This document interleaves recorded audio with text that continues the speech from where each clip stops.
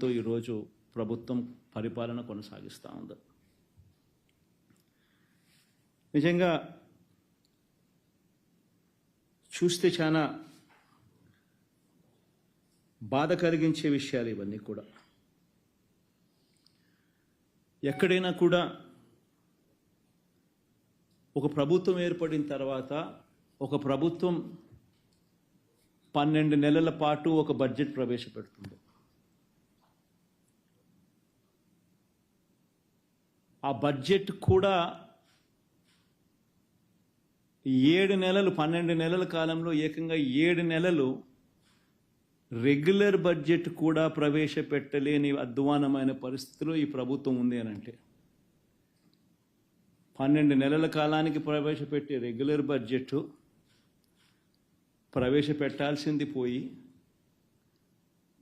ఆ 12 నెలల కాలానికి సంబంధించిన కాల వ్యవధిలో ఏకంగా 7 నెలలు ఓట్ ఆన్ అకౌంట్ బడ్జెట్ మాత్రమే ప్రవేశపెట్టే అధ్వానమైన పరిస్థితిలో ఈరోజు రాష్ట్రం ఉంది అని అంటే రెగ్యులర్ బడ్జెట్ ప్రవేశపెట్టే ధైర్యం కూడా చంద్రబాబు నాయుడు గారికి లేదు అని అంటే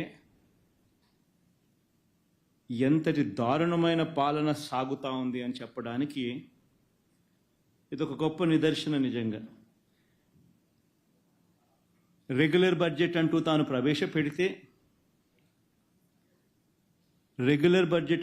ప్రవేశపెడితే ఆ రెగ్యులర్ బడ్జెట్ ప్రవేశపెట్టేసరికి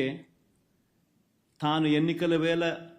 మోసపూరిత హామీలు ఏదైతే తాను ఇచ్చాడో ఆ హామీలకు సంబంధించిన కేటాయింపులన్నీ కూడా ఆ రెగ్యులర్ బడ్జెట్లో చూపించాలి. ఆ రెగ్యులర్ బడ్జెట్లో తాను సూపర్ 6 అంటూ సూపర్ 10 అంటూ తాను చేసిన ఆ మోసపూరిత హామీలకు సంబంధించిన కేటాయింపులు బడ్జెట్లో కనపడకపోతే